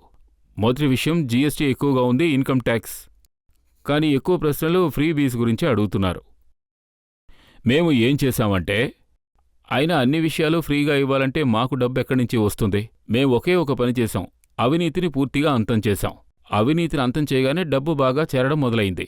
ఆ విధంగా మేం డబ్బును ఎక్కువగా ఆదా చేయగలిగాం. ఇలా చూడండి, నేను ఫ్రీగా కొన్ని విషయాలు ఇచ్చి మీకు ట్యాక్సీని పెంచేస్తే అప్పుడు కేజ్రీవాల్ మోసం చేశాడు, ఒకరి దగ్గర నుంచి తీసుకుని ఇంకొకరికి ఇస్తున్నాడు అంటారు, అవినీతి చేస్తున్నాడు అంటారు. నేను 12% వ్యాట్ ఉండేది, దాన్ని 5% చేశాను అన్ని వస్తువులకి. అది మొదటి సంవత్సరమే. మీ ట్యాక్స్ను కూడా తగ్గించాను. మేం దాన్ని బడ్జెట్ లోపంలా చూపించలేదు. 4 రోజుల క్రితమే ఢిల్లీ ప్రభుత్వం సిఐజీ రిపోర్ట్ వచ్చింది. దేశం మొత్తంలో చూసుకున్నారంటే ఢిల్లీ ప్రభుత్వం మాత్రమే ఫుల్ ప్రాఫిట్లో నడుస్తోంది. మిగిలిన రాష్ట్రాలన్నీ కూడా నష్టాల్లోనే నడుస్తున్నాయి. కేంద్ర ప్రభుత్వం నష్టాల్లోనే ఉంది. సిఐజీ ఇది కూడా రాశారు, ఢిల్లీ ప్రభుత్వం 5 ఏళ్లగా లాభాల్లో నడుస్తోంది అని. అంతకుముందు నష్టాల్లో ఉండేది. నేను ప్రభుత్వాన్ని లాభాల్లో ఉంచాను, అలాగే లోన్స్ కూడా తీసుకోలేదు. అవినీతిని అంతం చేసి ఆదా చేసిన డబ్బుతో అనవసరమైన ఖర్చులన్నింటినీ అవాయిడ్ చేసి ఆ డబ్బుతో ప్రజలకు సౌకర్యాలు అందిస్తున్నాను. ఇప్పుడు చూశారంటే గుజరాత్ చీఫ్ మినిస్టర్ తన కోసం ఒక ప్రైవేట్ విమానం కొనుక్కున్నారు. 190 కోట్లు పెట్టి కొన్నారు. నేను నా కోసం ఏ ప్రైవేట్ విమానమూ కొనుక్కోలేదు. ఆ 190 కోట్లతో వీళ్ళకి ఫ్రీగా నీళ్లిచ్చాను, ఫ్రీగా ఈబీ ఇచ్చాను. అది కాదు, ఒకవేళ మీరు కనుక ప్రైవేట్ విమానం కొనుంటే అందులో మీరు భవానాకి వెళ్తారా? మీ పైన అసలు ఢిల్లీలో ప్లేన్ అవసరం లేదు కదా. మీ మీదే హెలికాప్టర్ ల్యాండ్ అవ్వాల్సిందే. ఎంతో ట్రాఫిక్ దాటుకుని వచ్చాను. డైరెక్ట్గా మా ఇంట్లోంచి హెలికాప్టర్ పైన ఎగిరుండేది, మీ బిల్డింగ్ మీద మీ దిగుండేవాడిని. ఇంటి పైన హెలికాప్టర్కి చోటు లేదు, మా బిల్డింగ్ లోనూ లేదు. కానీ వాళ్ళు అడగదలుచుకున్న ప్రశ్న ఏంటంటే, అంటే ఇన్కమ్ ట్యాక్స్ కట్టే వాళ్ళ కోసం అసలు మీరు ఏం చేశారు? అందరి కోసమూ చేశాను. వాళ్ళుంటున్న ఏరియాస్లో సీసీటీవీ కెమెరాస్ ఫిక్స్ చేశాను. స్ట్రీట్ లైట్స్ కూడా వెయ్యబడుతున్నాయి. ఫరిస్తే స్కీమ్ విన్నారా మీరు? ఫరిస్తే స్కీమ్లో ఒకవేళ ఢిల్లీలో ఎవరికైనా యాక్సిడెంట్ జరిగితే, యాక్సిడెంట్ ఎవరికైనా జరగచ్చు, డబ్బున్నవాడికి పేదవారికి ఎవరికైనా జరగచ్చు. అలా ఎవరికి యాక్సిడెంట్ జరిగినా నార్మలీ ప్రజలు వాళ్ళని హాస్పిటల్కి తీసుకెళ్ళడానికి కొంచెం సంకోచిస్తారు. ఒకవేళ హాస్పిటల్కి తీసుకెళ్తే బిల్లు మొత్తం మన్నెత్తి మీద వేస్తారనుకుంటారు. హాస్పిటల్కి వెళ్ళగానే అడ్వాన్స్ కట్టమంటారు. ఇప్పుడు నేనేం చెప్పానంటే, మీరు నియరెస్ట్ హాస్పిటల్కి వెళ్ళండి, మొత్తం ఖర్చు ఢిల్లీ ప్రభుత్వం భరిస్తుంది. మేం 3000 మంది ప్రాణాలు కాపాడాం. సో ఢిల్లీలో స్కూల్స్లో, ప్రైవేట్ స్కూల్స్లో 5 ఏళ్లుగా మేం ఫీజుస్ని పెంచనివ్వలేదు. అందువల్ల వీళ్ళెంతో లాభం పొందుంటారు. మీరు ఇన్ని మంచి విషయాలు చేశారు కదా, 7 సీట్లు లోక్సభలో ఎలా కోల్పోయారు? అందులో మీరు 3వ స్థానానికి వచ్చారు. అందుకు కారణం ఏమిటంటే, మన దేశంలో ఈ మధ్య లోక్సభని, విధాన్సభని వేర్వేరుగా చూస్తున్నారు. ఇప్పుడు ఒడిశానే తీసుకోండి. ఒడిశాలో లోక్సభ, విధాన్సభ ఎలక్షన్స్ ఒకే రోజు జరిగాయి. ఒక ఓటర్ బూత్కు వెళ్తే అక్కడ 2 మిషన్స్ ఉన్నాయి. ఒకడు ఒక మిషన్లో చేయాల్సిన పని చేయకుండా ఇంకో మిషన్లో చేశాడు. అది కాదు, ఒడిశాలో ఢిల్లీలో కార్పొరేషన్ ఎలక్షన్లో పూర్తిగా పోయింది కదా. కార్పొరేషన్ ఎలక్షన్స్లో వేరే ఏంటండి కారణాలు ఇలా ఉన్నాయి. అంటున్నారు? ప్రజలే యజమానులు. ప్రజలు ఓడిస్తే ఓడినట్టే. అయితే ఈసారి ప్రజలు మిమ్మల్ని గెలిపిస్తారన్న నమ్మకం మీకుందా? ప్రజలే యజమానులు. సార్, నా ప్రశ్న ఏంటంటే, నిర్భయ కేసులోని నేరస్తులకు ఉరిశిక్ష విధించాల్సింది, దాన్ని వాయిదా వేశారు. ఆ అమ్మాయి తల్లిదండ్రులు 4 గంటలు ఎదురుచూసిన తర్వాత వాళ్లకు ఉరిశిక్ష పడలేదని తెలిసి ఎంతో బాధపడ్డారు. అది బాధాకరమైన విషయం. వాళ్ళేమంటున్నారంటే, ఉరిశిక్ష వాయిదా వేయడం వెనుక ఢిల్లీ ప్రభుత్వం కుట్ర ఈ ఉందంటున్నారు. విషయంలో దీని ఢిల్లీ గురించి మీరు- ప్రభుత్వానికి ఎటువంటి సంబంధం లేదు, ఎలాంటి రోలు లేదు. ఈ విషయంలో ఏం జరిగిందంటే, ఎగ్జిస్టింగ్ లీగల్ ప్రాసెస్ ఉందే, వాళ్ళ లాయర్ ఆ లీగల్ ప్రాసెస్ని తప్పుగా ఉపయోగించారు. ముందుగా సంబంధించిన వాళ్ళు, అంటే ఆ యంగ్స్టర్, అంటే గిల్టీగా ఉన్నవాళ్ళు, వాళ్ళు మెర్సీ పిటిషన్ పెట్టుకున్నారు. అది రిజెక్ట్ అయింది. ఉరిశిక్షకి డేట్ ఇచ్చారు. మళ్ళీ ఇంకొకరు వేశారు. అది కూడా రిజెక్ట్ అయింది. తర్వాత 3వ వ్యక్తి వేశారు. 4 ఒకేసారి పెట్టుకోలేదు. వాళ్ళు ఆ ప్రాసెస్ని తప్పుగా ఉపయోగిస్తున్నారు. ఇప్పుడు కేంద్ర ప్రభుత్వం కూడా ఆలోచిస్తోంది, కోర్టు ఆలోచిస్తోంది, మేము ఆలోచిస్తున్నాం. దీనికి సంబంధించిన రూల్స్ని మార్చాలని కూడా నిర్ణయించుకున్నాం. వాళ్ళు గిల్టీ అని ఒక్కసారి నిరూపించబడిందంటే, వాడే రేప్ చేశాడు, వాడికి ఉరిశిక్ష పడాలి. ఆ ప్రాసెస్ని వాడు తప్పుగా ఉపయోగించకూడదు, వాడి ఉరిశిక్ష నిరాకరించబడ్డానికి. ఇది వాళ్ళు మాత్రమే కాదు, మొత్తం దేశమంతా సిగ్గుపడవలసిన విషయం. డిసెంబర్ 16వ తారీఖున అటువంటి దారుణమైన సంఘటన జరిగింది. అది జరిగి ఇప్పటికీ 7 సంవత్సరాలయ్యింది. వాళ్ళకింతవరకు ఉరిశిక్ష పడలేదు. నేనే కాదు, అందరూ కోరుకునేది వాళ్ళకి త్వరగా ఉరిశిక్ష పడాలి అని. వాళ్ళ నాన్నగారు మాట్లాడినప్పుడు ఆయన ఏమన్నారంటే, ఉరిశిక్ష ఎప్పుడు పడుతుందో తెలీదు, దీనికి కారణం మాత్రం కేజ్రీవాల్ గారే అని అన్నారు. వాళ్ళు తప్పుగా చెప్తున్నారు. వాళ్ళు ఆ విధంగా చెప్పకూడదు. ఇందులో నా రోల్ ఏముంది చెప్పండి? ఢిల్లీ పోలీస్ మా చేతిలో లేదు. కానీ వాళ్ళు ఏమన్నారంటే, 4 గంటల పాటు మేము కోర్టులో ఉన్నాం, రాహుల్ మేరా ఢిల్లీ ప్రభుత్వం వకీలొచ్చి నేరస్తుల పక్షానే మాట్లాడారని చెప్పారు. ఆయన ఏ నేరస్తుని పక్షాన మాట్లాడలేదు. ఆయన్ని చట్టం గురించి అడిగినప్పుడు ఆయన కోర్టులో చట్టం గురించి వివరించారు. రాహుల్ మేరాకి ఇందులో ఏ రోలు లేదు. ఇందులో నా రోల్ కూడా ఏమీ లేదు. పోలీసులు మా చేతుల్లో లేరు, లా అండ్ ఆర్డర్ మా చేతుల్లో లేదు. మా దగ్గరికి కేంద్ర ప్రభుత్వం దగ్గర నుంచి ఫైల్స్ వస్తాయి, మేము వాటిని జైలుకి పంపిస్తుంటాం. జైలు నుంచి పంపే వాటిని కేంద్ర ప్రభుత్వానికి పంపిస్తాం. ఇందులో మా రోల్ ఏమీ లేదు. ఈ ఫైల్ పంపే పని 24 అవర్స్లో పూర్తయిపోతుంది. ఢిల్లీ ప్రభుత్వం పని జస్ట్ పోస్ట్ ఆఫీస్ లాగే. ఇక మేమేమీ చెయ్యం. ఇలాంటి తప్పులకి అసలు మనం ఏం రూల్స్ చేయాలి? మార్చాల్సిందే. ఈ మొత్తం అధ్యాయాన్ని చూశారంటే ఎంతో సీరియస్ అయిన విషయం. ముందుగా మనం రూల్స్ని మార్చాలి. అంటే భవిష్యత్తులో ఎవరు చట్టాన్ని తప్పుగా ఉపయోగించలేని విధంగా మార్చాలి. ఇప్పుడు మనం ఒక బ్రేక్ తీసుకుందాం. బ్రేక్ తర్వాత అరవింద్ కేజ్రీవాల్ గారి మీద ఉన్న ఆరోపణలు ఏంటో మనం చూద్దాం. మీ పార్టీ ఎమ్మెల్యే అమాతుల్లా ఖాన్, ఆయన షర్జిలా గారితో ఉండడం చూశారు. ఈ షర్జిలా ఎవరంటే, ఈ దేశాన్ని విడగొట్టాలని చూశారు. మీకు గుర్తుండే ఉంటుంది, అమాతుల్లా ఖాన్ చాలాసేపు స్పీచ్ ఇచ్చారు. అందులో కోపం తెప్పించే మాటలు కూడా ఆయన మాట్లాడారు. అమానత్ ఏమైనా తప్పు చేసుంటే ఆయన అరెస్ట్ చేయండి, ఆయన మీద ఎఫ్ఐఆర్ ఫైల్ చేయండి, జైలుకి పంపించండి. ఎవరొద్దన్నారు? Welcome back. ఆప్కి అదాలత్లో ఇవాల్టి మన అతిథి ఢిల్లీ ముఖ్యమంత్రి గారు అరవింద్ కేజ్రీవాల్ గారు. ఆప్కి అదాలత్లో తర్వాత ఆరోపణ. ఆప్కి అదాలత్లో ఢిల్లీ ముఖ్యమంత్రి అరవింద్ కేజ్రీవాల్ గారి మీద ఆరోపణ ఇదే. ఈయన దేశపు శత్రువులకి సపోర్ట్ చేస్తూ ఉంటారు.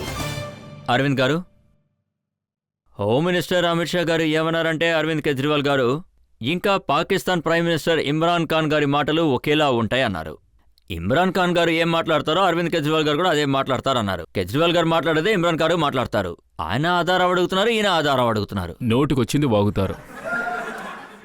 ఢిల్లీ ఎన్నికల్లో వాళ్ళు కోరుకున్నట్టుగా ఏమీ జరగలేదు. ఇమ్రాన్ ఖాన్ ని తీసుకొస్తున్నారు, పాకిస్తాన్ ని తీసుకొస్తున్నారు. ఇందులో ఏ అర్థమూ లేదు. ఈ కాదు, ఎలక్షన్స్ లో ప్రాబ్లమే ఇమ్రాన్ లేదు. ఖాన్ గారి మంత్రి ఫవాద్ ఖాన్ ఆయన ఢిల్లీ ఎలక్షన్స్ లో మోడీ గారిని ఓడించాలని అన్నారు. నేను దానికి ఎదురు దెబ్బ కొట్టాను. నేను ఆయనతో ఏం చెప్పానంటే, మోదీజీ మా దేశానికి ప్రధాని, ఆయన నాకు కూడా ప్రధాని. అలాగే మా దేశంలోని ఎన్నికలు అది మా దేశ సమస్య. అంటే లోకంలోనే తీవ్రవాదాన్ని ఎంతగానో ఉత్సాహపరిచే ఒక దేశం ఇచ్చే సలహాలు మాకు అవసరం లేదు. మా అంతర్జాతీయ విషయాల్లో తలదూర్చడం మానేయండి అని చెప్పాను. కానీ ఈ విషయాన్ని మీరు ఇవాళ చెప్తున్నారు. 7 నెలల క్రితం మీరు మోడీ గారి గురించి ఏం మాట్లాడారో నేను చెప్తాను. मोदी ने पाकिस्तानियों के साथ सेटिंग कर रखी है, मोदी ने आतंकवादियों के साथ सेटिंग कर रखी है, उसकी पोल खोलने की जरूरत है। आज जब आप गांव के अंदर में जाओगे, कुछ लोग भ्रमित हैं, कुछ लोग कहते हैं मोदी राष्ट्रवादी है, कुछ लोग कहते हैं मोदी देशभक्त है। आज आपकी जिम्मेदारी है जाके कहना कि मोदी जैसे बड़ा देशद्रोही कोई नहीं है दोस्त। ఆ టైంలో ప్రధానమంత్రిగా ఉన్నది ఆయనే, అప్పుడే అన్నారన్నమాట పాకిస్తాన్ వాళ్ళతో ఒప్పందం చేసుకున్నారు అని. ఇది మా అంతర్గత వ్యవహారం. దాన్ని మన దేశ సమస్య. ఎన్నికల సమయంలో ఆయన నన్ను ఏవైనా అంటారు, నేను ఆయన్ని ఏమైనా అంటాను. కానీ ఎన్నికల్లో పాకిస్తాన్ జోక్యం చేసుకోవడానికి ఎటువంటి అధికారమూ లేదు. ఈరోజు అమిత్ షా నన్ను ఏవైనా అనొచ్చు, నేను అమిత్ షాని ఏవైనా అనొచ్చు, నేను మనోజ్ తివారీని ఏవైనా అనొచ్చు. కానీ పాకిస్తాన్ మా మధ్యకొచ్చి ఏమీ మాట్లాడడానికి వీల్లేదు. ఇది మా మధ్య జరిగేది. కానీ మీరు మాత్రం పాకిస్తాన్ వాళ్ళతో ఒప్పందం ఉందని చెప్పొచ్చు. అంటే ఇప్పుడు మీరు వేసి చూపించిన ఈ క్లిప్ అనేది, ఆ క్లిప్లో ముందు వెనకాల మాట్లాడింది అది ఒక పర్టికులర్ కాంటెస్ట్లో మాట్లాడిన విషయం. సో నేను చెప్పేది ఏమిటంటే, ఎన్నికల సమయంలో ఇటువంటి నేరారోపణలు వస్తుంటాయి, పోతుంటాయి. ఇవన్నీ మామూలే. కానీ అది పార్టీల మధ్య జరుగుతుంది. బీజేపీ ఉంది, కాంగ్రెస్ ఉంది, ఆమ్ ఆద్మీ పార్టీ ఉంది. ఈ పార్టీలన్నీ ఈ దేశంలోని ఒక భాగం. మేం ఒకరికొకరం శత్రువులం కాదు, మేము ఈ దేశంలోని ప్రతిపక్షాలం. కానీ పాకిస్తాన్ విషయం వచ్చేసరికి మేము ముగ్గురం ఒకటైపోతాం. మేము ముగ్గురం ఏకమై పాకిస్తాన్తో పోరాడతాం. కానీ పాకిస్తాన్ మా మధ్యకొచ్చి వాళ్ళు గెలవాలి, వీళ్ళు గెలవాలి, అదంతా జరగదు. పాకిస్తాన్ మధ్యలోకి వచ్చి దూరకూడదు. మీరు అమిత్ షా గారు ఏమైనా అనొచ్చని చెప్పారు. ఆయన ఏమన్నారో చూద్దాం. ఆయన ఏమన్నారంటే, 2 సంవత్సరాల క్రితం జేఎన్యూ ఇండియాని ముక్కలు ముక్కలు చేస్తామని అల్లరి చేసింది. మోడీ గారు అలా చేసిన వాళ్ళని చెరసాల్లో పెట్టారు. కానీ కేజ్రీవాల్ గారు వాళ్ళకి ఆశ్రయం ఇచ్చారు. ఇది చాలా పెద్ద అన్యాయం. నేనెప్పుడు వెళ్ళాను? జేఎన్యూకి వెళ్ళలేదా? లేదే. వాళ్ళ కల్లో వెళ్ళుండొచ్చు.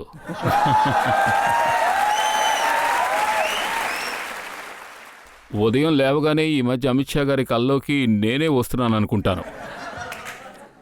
ఆయన ఇది కూడా చెప్పారు. జనవరి 14, 2019లో పోలీసులు ఈ విషయంలో ఛార్జ్షీట్ ఫైల్ చేశారు. ఈ కేసుని జరిపించే ఢిల్లీ ప్రభుత్వాన్ని పర్మిషన్ కోరారు, కన్నయ్య కుమార్ ఇంకా వాళ్ళ టీంకి వ్యతిరేకంగా. కానీ ఇప్పటి వరకు అనుమతి దొరకలేదు. ఈ ఛార్జ్షీట్ ఫైల్ చేయడానికి వాళ్ళకెందుకు 3.5 ఏళ్లు పట్టింది? మీరు పర్మిషన్ ఇవ్వలేదని కాదు, నేను మిమ్మల్ని అడుగుతున్నాను. వీడియో ఉంది కదా, వీడియోలో చూశారంటే ఆ మాట ఈ మాట ఏదో చెప్పారు. వీడియో డైరెక్ట్ సాక్ష్యం కదా. 4 రోజుల్లో ఛార్జ్షీట్ ఫైల్ చేసుండొచ్చుగా. 3.5 ఏళ్లుగా ఈ ఛార్జ్షీట్ని ఫైల్ చేయకుండా ఎందుకు ఉంచారు? వాళ్లే వాళ్ళకి సపోర్ట్ చేస్తున్నారు.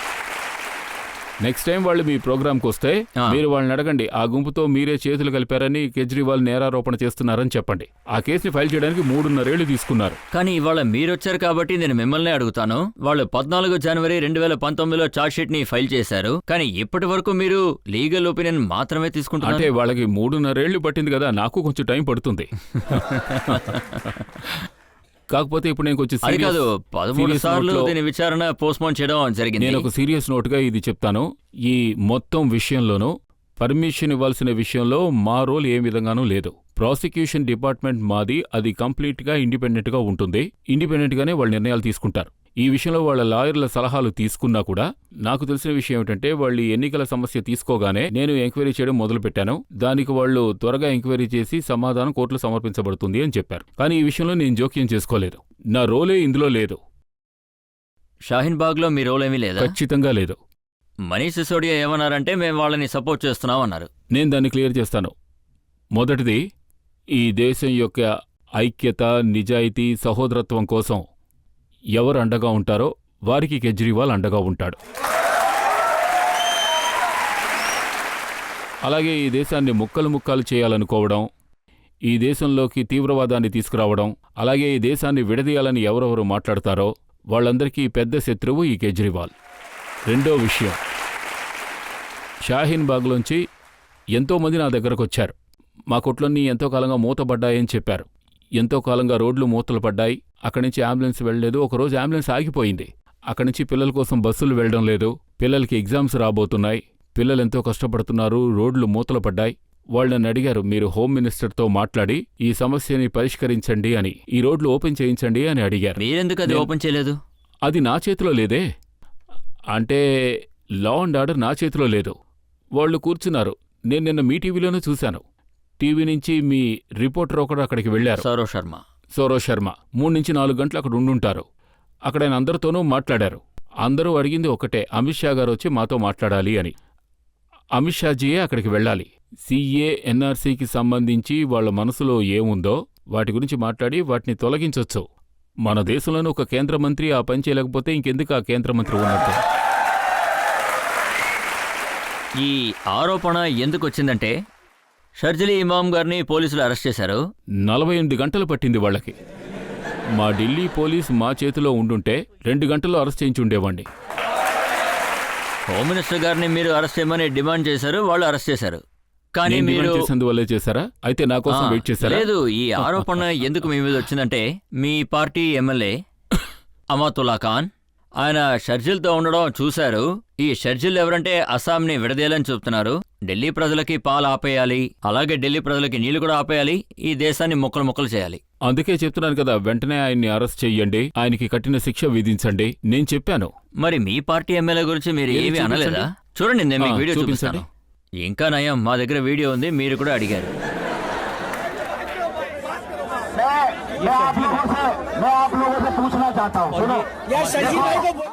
వాళ్ళిద్దరూ వాళ్ళలో వాళ్లే కొట్టుకుంటున్నారు. లేదు, ఫైట్ ఆయన చేయలేదు. మైక్ లాక్కుని మాట్లాడుతున్నాడు. ఇప్పుడే అమానత్ మైక్ లాక్కుని మాట్లాడుతున్నారు. ఇది షాహీన్ బాద్లో జరిగింది. అక్కడంతమంది ప్రజలు గుమిగూడారు. స్టేజ్ మీద ఆయన ఉన్నారు, ఈయన ఉన్నారు. మైక్ లాక్కున్నారు. షర్జీల్ ఏదో మాట్లాడాలని ప్రయత్నిస్తున్నారు. అమానతులా మైక్ లాగేసుకున్నారు. ఆయన మాట్లాడనివ్వడం లేదు.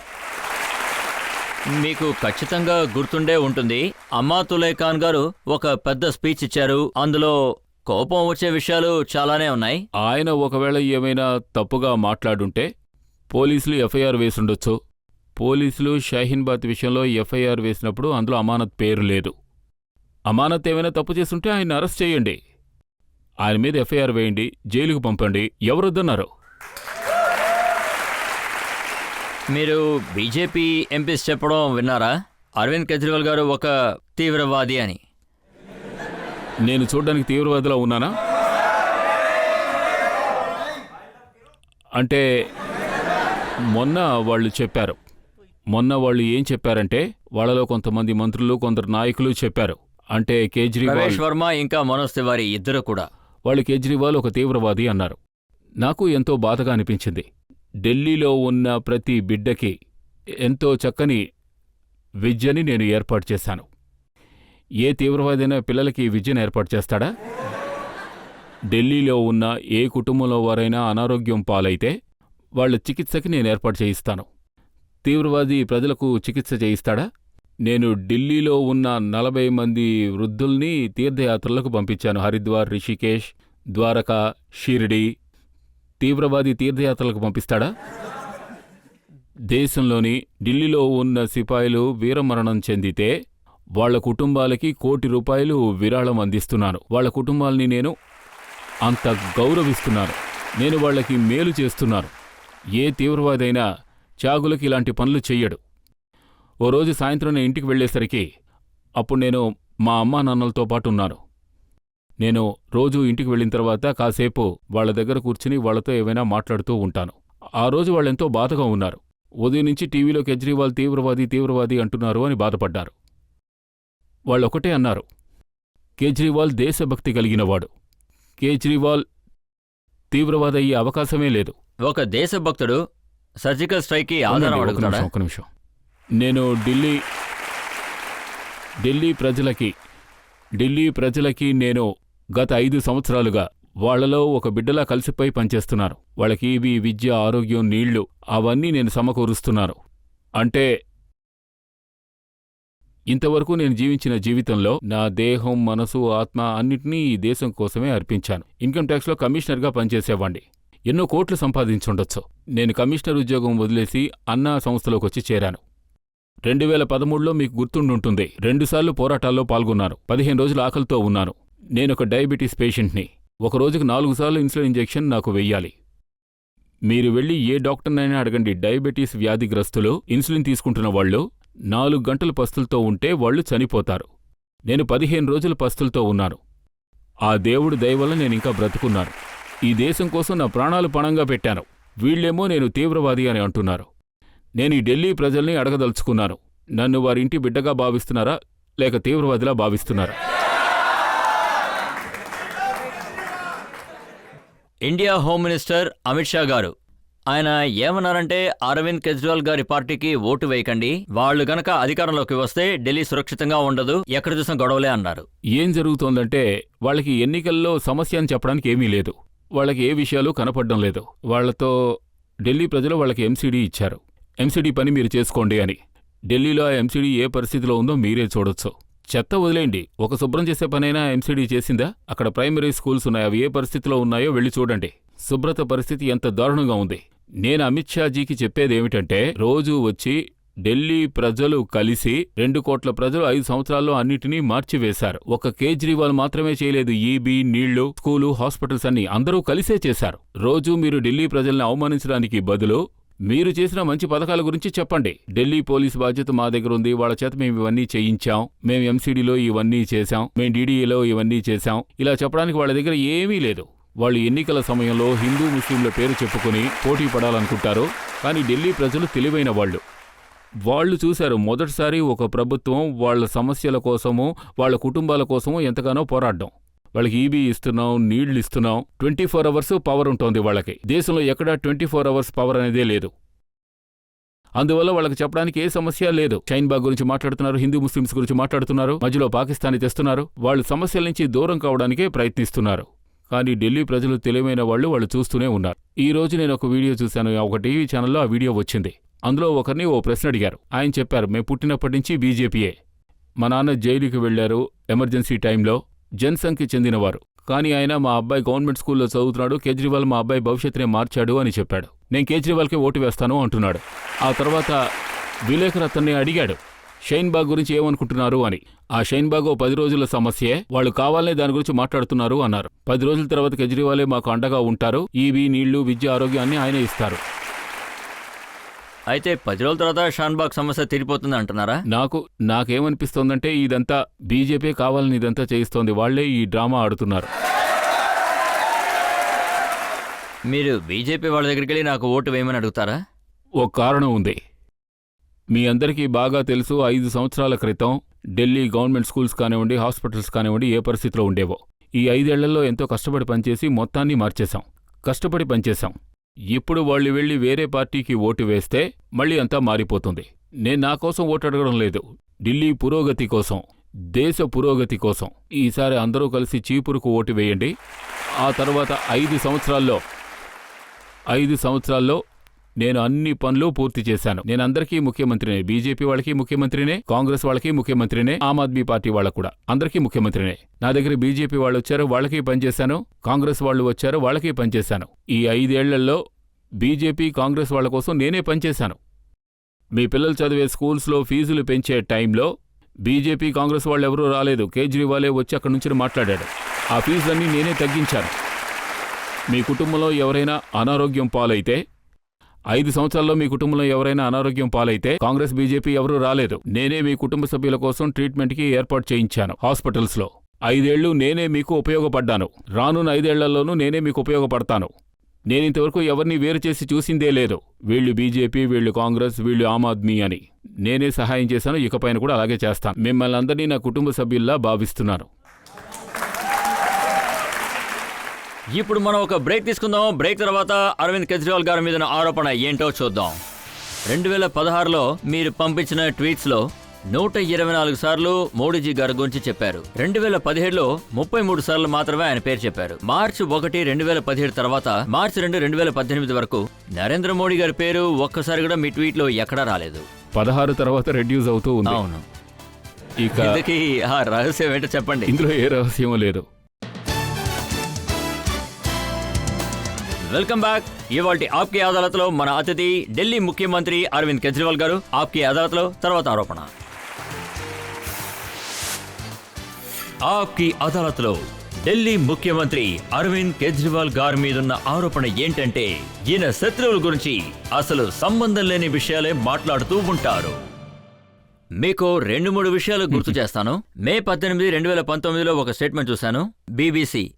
అందులో మీరు ఏమన్నారంటే, బీజేపీలో ఉన్న వాళ్ళని వాళ్ళ మనుషులతోనే నేను చంపించగలను, నాకు సెక్యూరిటీ ఇచ్చేవాళ్ళు బీజేపీకి రిపోర్ట్ అవుతున్నారు.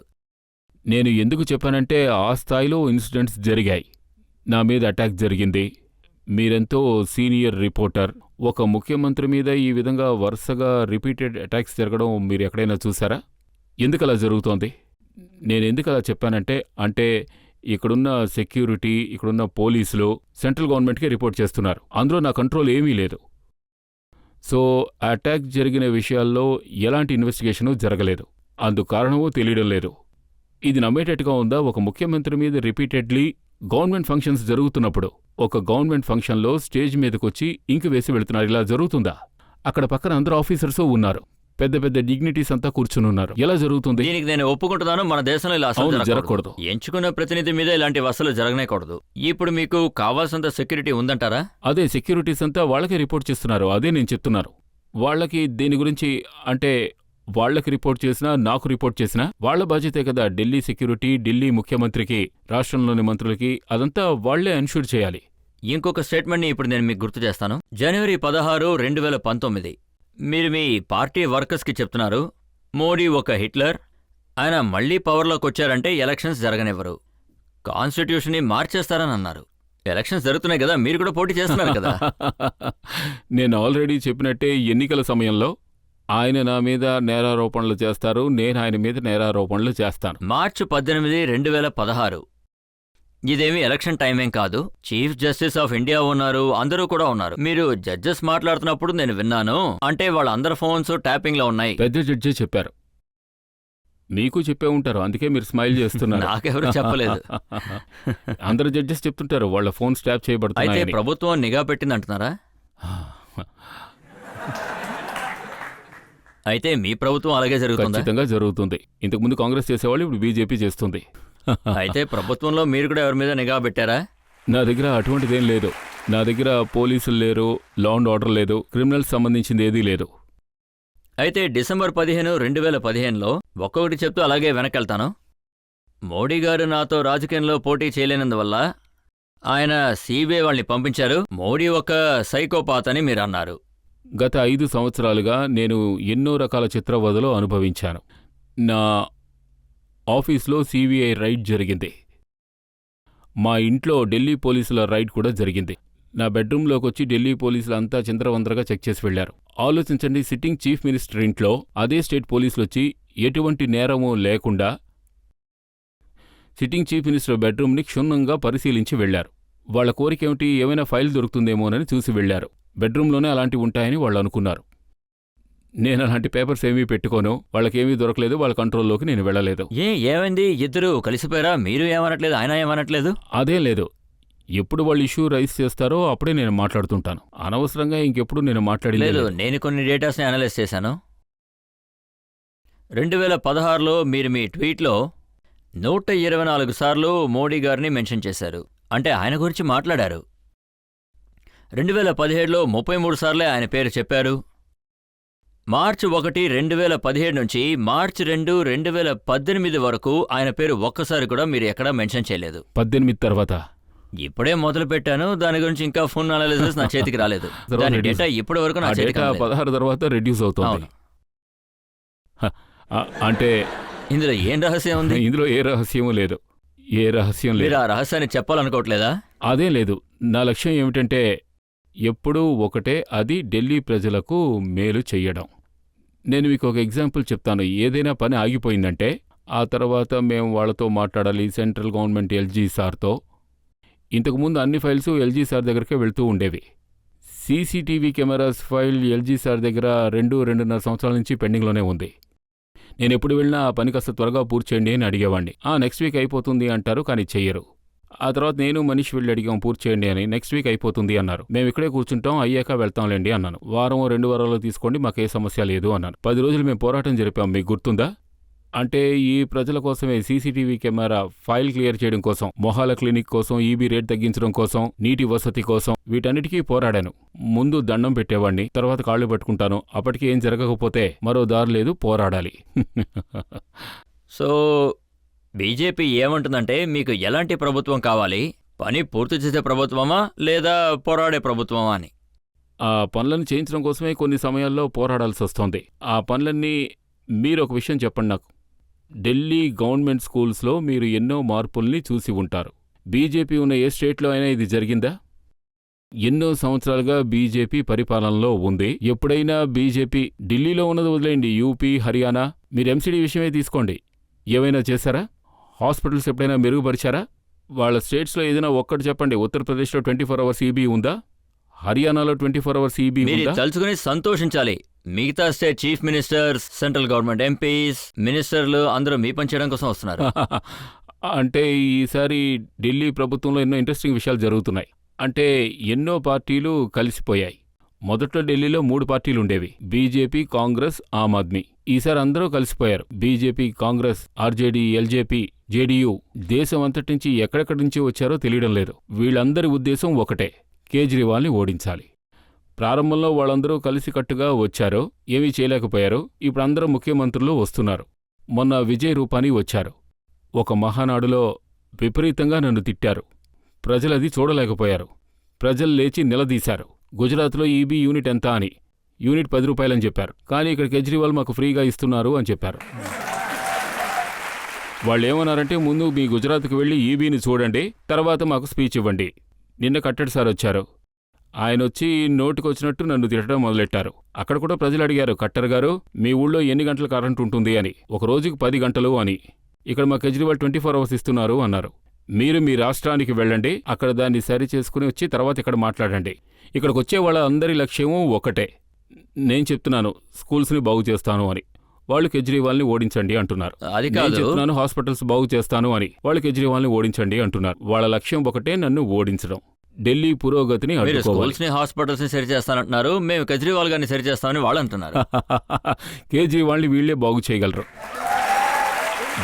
వీళ్ల చేతిలోనే ఆ శక్తి ఉంది. కానీ మీరేమంటున్నారంటే అన్ని పార్టీలు చేతులు కలిపాయి, అంటే కాంగ్రెస్, జేడీయూ, బీజేపీ. మీరు ఆ రోజు మర్చిపోయారా? అదే కలకత్తాకి వెళ్ళిన రోజు మీరు, మమతా బెనర్జీ, అంటే శరద్ పవార్ అందరూ కలిసిపోయారు, అంటే మోడీ గారిని ఓడించడానికి. ప్రజలు నన్ను ఓడించారు కదా. రాజ్యాంగంలో ప్రజలే యజమానులు, కాబట్టి ప్రజలు నన్ను ఓడించారు. కేజ్రీవాల్ గారు, మిమ్మల్ని చాలా రకాల ప్రశ్నలు అడిగాం, మీ గురించి, మీ రాజకీయం గురించి. అన్ని ప్రశ్నలకి మీరు నవ్వుతూనే, దేన్ని మలుపు తిప్పకుండా తిన్నగా సమాధానం ఇచ్చారు. ఇప్పుడు మనం ఒక బ్రేక్ తీసుకుందాం. బ్రేక్ తర్వాత ఆప్కి అదాలత్లో ఇవాల్టి జడ్జ్ పంకజ్ బోరా గారి తీర్పేంటో మనం అందరం విందాం.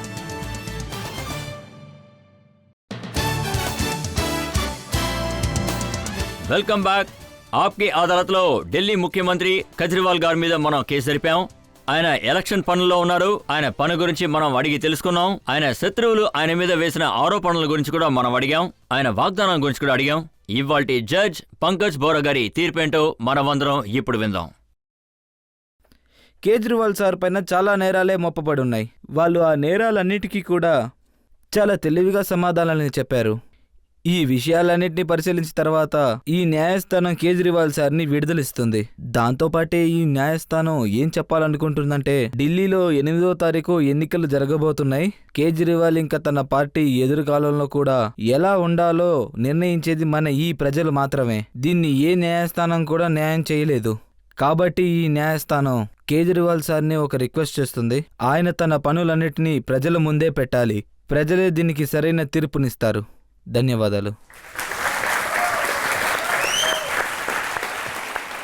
రాబోయే ఎన్నికల్లో ఢిల్లీ ప్రజలు బాగా ఆలోచించి ఒక నిర్ణయం తీసుకుంటారని నమ్ముతున్నాను. చేసే పనిని బట్టి అలాగే పేరుని బట్టి ఒక మంచి నిర్ణయం వాళ్ళందరూ తీసుకుంటారు. తర్వాత ఎపిసోడ్లో ఇంకొక అతిథితో నేను మీ ముందుకు వస్తాను. అప్పటి వరకు సెలవు.